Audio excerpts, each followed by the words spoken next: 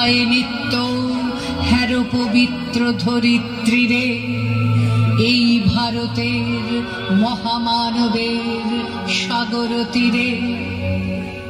কেহ নাহি জানে কার আহ্বানে কত মানুষের ধারা, দুর্বার স্রোতে এলো কোথা হতে সমুদ্রে হলো হারা।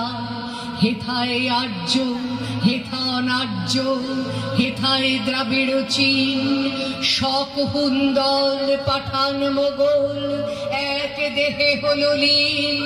পশ্চিম আজি খুলিয়াছে দ্বার, সেথা হতে সবে আনে উপহার।